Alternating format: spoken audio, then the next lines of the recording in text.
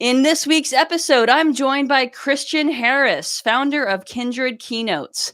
This week, our conversation is about California's minimum wage for fast food workers, TD Bank offering doula benefits, and more. Hey there, my name is Bernadette Smith. Welcome to 5 Things in 15 Minutes, my weekly show where I bring good vibes to DEI. That is good vibes to diversity, equity, and inclusion with a little dash of corporate social responsibility. What I've found is that there are lots of news stories about what's going wrong in the world and lots of negative data. But there are also a lot of things going right. That's what I like to focus on. I search for DEI stories that we can be inspired by and learn from. My hope is to inspire you to experiment with some of these inclusive actions and policies within your own organization to help you build a more inclusive world.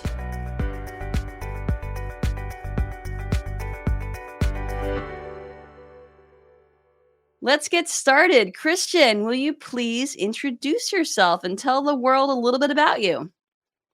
Absolutely. Well, Bernadette, thank you so much for inviting me on. Thank you for creating this space for DEI professionals and people in the space, in and out of the space, to talk about some of these triumphs and challenges. My name is Christian Harris, founder of Kindred Keynotes and Coaching. We're a full service firm that specializes in keynote speeches for events and conferences, everything from motivational speeches to speeches on Black American history. We do coaching of life, career coaching for folks, DEI coaching, then also some consulting in the leadership and DEI space. So that is our firm. Had the privilege of being a professional coach for about 4 years.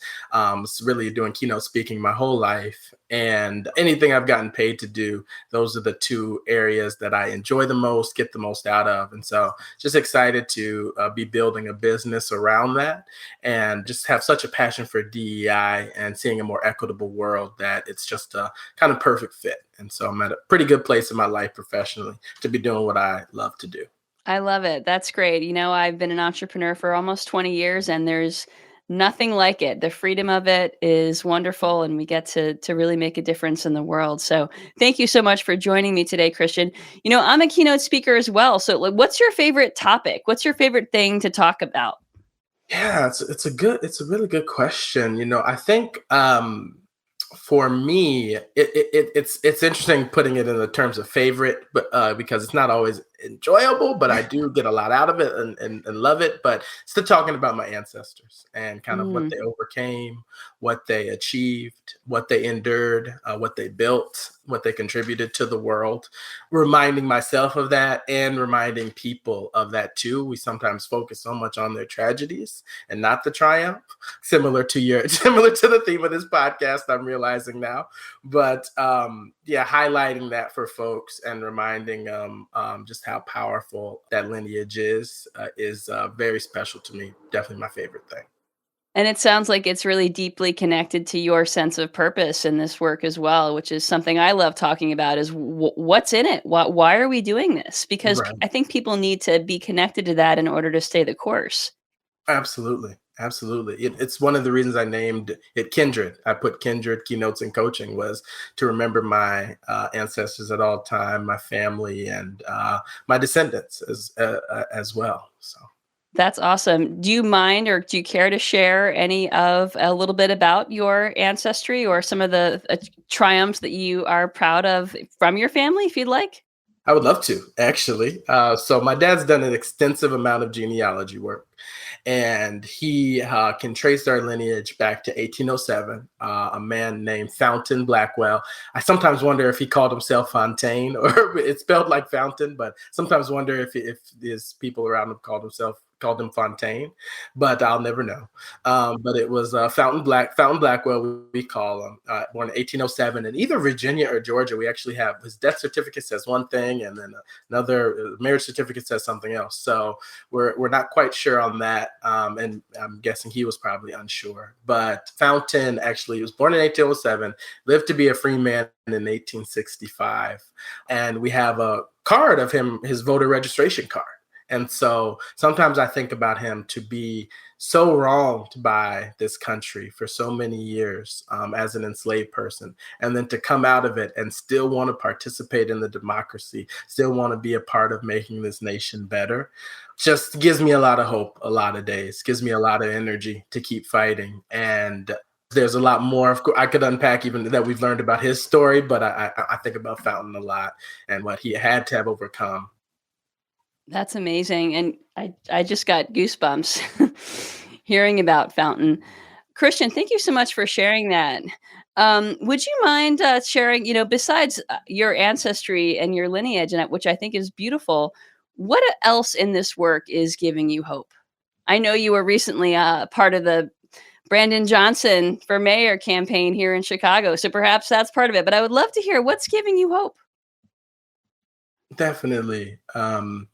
I think one of the things that has given me hope currently, and it really does tie into the first answer, is that for the first time in my life, really, I feel like I'm doing everything I'm supposed to be doing in the fight towards a more equitable society and towards an equitable society. Or sometimes I put it as a world without barriers to equity. I sometimes get frustrated because I say, oh, I will never get to see this equitable society in my lifetime. But knowing that I am doing it, can see that society is giving me a lot of hope and gives me a lot of peace and a lot of calm in the work as well. So that's what's doing it for me right now. Just knowing that although I may never see it, my descendants will. And a lot of that comes through my faith life and having that confidence. But that's what's doing it right now. Awesome. Well, that's a good segue into this week's good vibes. So let's start with the first story, and I think this one might resonate with you. TD Bank is leading the way in offering doula benefit reimbursement as part of its comprehensive family building benefits. So doulas are members of birth teams who can significantly reduce complications for the pregnant person. So having a doula can reduce a cesarean rate by 50%, labor duration by 25%, oxytocin use by 40%, et cetera. And when the CDC reports that Black pregnant people are 2 to 3 times more likely to die from pregnancy-related complications, this stuff matters. Right. You're right that this particular topic does resonate with me. Me and my wife are expecting our first child in February, and we just had a moment last week when we went to get an ultrasound, feeling very dismissed by the staff, very put to the side. Any person that's been through this process knows that when you get an ultrasound, you have to have a full bladder, and so for it to be an hour after our appointment starts, and my wife is still there with the full bladder we came with an hour before, and not seeing any end in sight for this, I actually had a moment where I had to step up and use my privilege as a man to advocate for her and us, and demand that we get in sooner and everything like that. And we've actually gotten advice to get have a white doula to navigate us through this process. So I think that if it was more affordable, we probably would. If we had a benefit like this, we probably would. So I think it's an amazing step in the right direction to trying to combat some of those inequities in our society. I do have to say, it is kind of a Band-Aid on, what is the larger problem of just inequities of systemic racism in our healthcare system that we do need to attack. But also, it's important to acknowledge that in the meantime, people are struggling. Mothers are suffering and dying, and that there's something we can do right now to solve that. And this is a step towards that. So I love it. Really, really glad to hear it, and hope it becomes a larger trend. Exactly. I hope that a lot of these things become larger trends. And thank you for sharing that experience. And I think it also demonstrates that we all have privilege of all Yeah. different kinds, Mhm. or most of us do anyway. So thank you for sharing that experience. And I'm so sorry. Sounds really stressful. Okay, so the second story comes from Virgin Voyages, which is setting new standards for accessible travel on cruise lines, going above and beyond that which is offered by competitors. So This means that they are providing accessible cabins with wider doors, lowered counters, step-free balcony ramps, assistive listening devices, and marked Mm, excursions for wheelchair access. So I love this, especially because it's about experiencing joy. And I think mm. everyone should have the opportunity to fully experience joy. Absolutely, absolutely. I love that you went there. I was probably going to get there at some point. When I responded as well, I mean, I think that it really wasn't until about 3 years ago when I began coaching somebody with a disability that I fully understood all the ways that our society is ableist and just how hard it was for her to navigate the workplace and her career, to navigate relationships as well. And this is interesting because it's even navigating rest and being able to have leisure, how there's barriers to that. And that's something we all need to recover and rest and ideally get back to work or life or DEI work, whatever it is. And so I love that the leisure industry is opening this up to people with disabilities and making it more accessible because it's so important. And again, yeah, I'll state again, broken record, but I hope that this becomes a larger trend too, because this could be really a game changer for a lot of folks.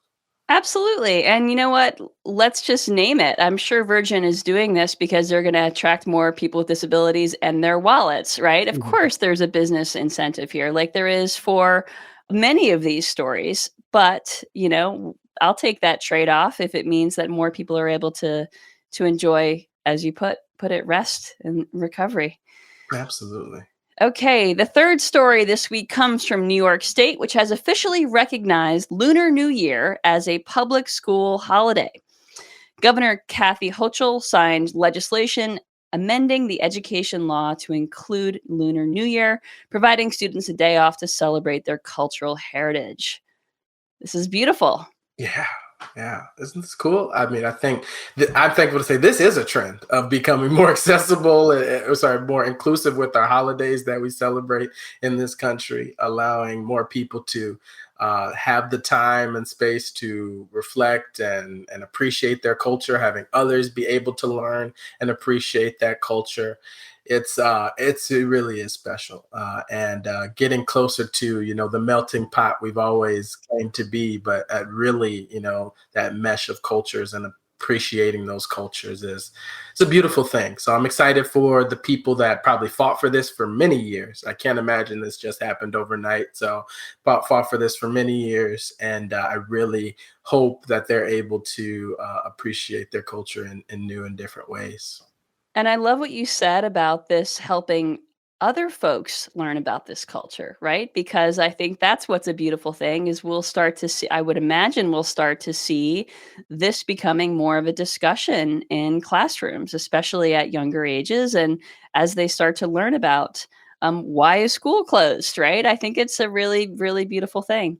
Yes, absolutely. Okay, the fourth story is about Haley Van Voorhis, who made history as the first woman non-kicker to appear in an NCAA men's football game for Shenandoah University. She participated in the game and registered a quarterback hurry, which, as a non-football person, I don't even know what that means. But showcases women's increasing participation and success in a traditionally male-dominated sport. Love this. We've had so many stories about sports inclusion Mm. recently on Five Things, and it's great to see. Wow. Okay. Well, I'm glad to hear that that this is a trend as well. Shout out to Haley. Wow. Probably my some of my shock and just amazement is rooted in this belief that women can't play the sport, and so I have to acknowledge that too. What I'm feeling is probably rooted in something that is not good, but definitely I want to appreciate it at the same time. I think it's pretty cool that a sport that has been so male dominated, that has been entrenched in so much toxic masculinity and so much inequitable practices, and from what we saw a few years ago with kind of the demeaning of peaceful protest, I think it's really cool that it's becoming more inclusive and allowing women or people that identify as women and people of all types to participate in the sport if they want to. It's a great thing. So really excited for that, and can't wait to see its impact on the sport as a whole. I am a huge fan. I do know what our quarterback hurry is, and it is a big deal. So pretty cool. Awesome. And the fifth story this week comes from the state of California, which has raised its minimum wage for fast food workers to $20 an hour beginning on April 1st of 2024. That makes it the highest guaranteed base salary in the country. And, many fast food workers are BIPOC and primary earners for low-income households. So I think this is a huge precedent.